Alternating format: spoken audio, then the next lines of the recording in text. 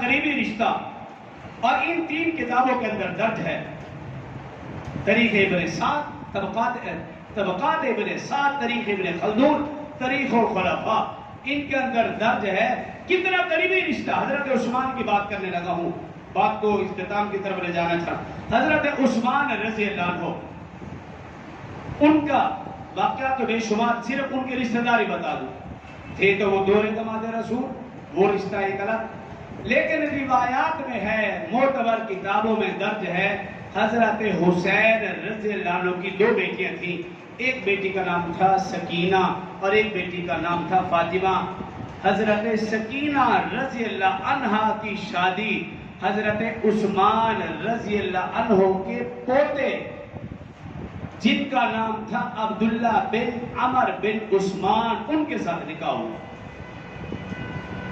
طبقات ابن سعد کے اندر اور ان کی معتبر کتابوں میں موجود ہے، ہماری نہیں، ان کی کتابوں کے اندر بھی موجود ہے. حضرت فاطمہ حضرت حسین کی بیٹی حضرت سکینہ، ان کا نکاح حضرت عثمان کے پوتے عبداللہ بن عمر بن عثمان کے ساتھ ہوا.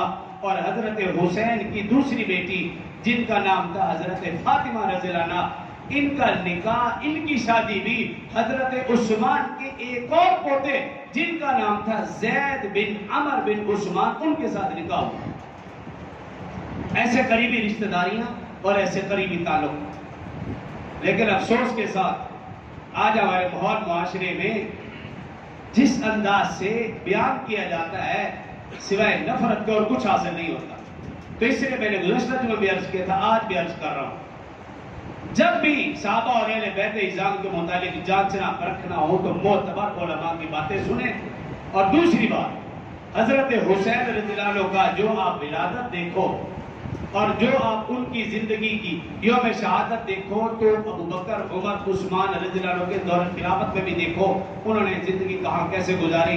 حضرت امیر معاویہ کے 20 سال دور خلافت میں حسن و حسین کہاں تھے، کیسے زندگی گزاری. اگر اس کو بیان کروں تو بات لمبی ہو جائے گی، یہ پھر کبھی سے. اگلی بات کی طرف آنا چاہتا ہوں.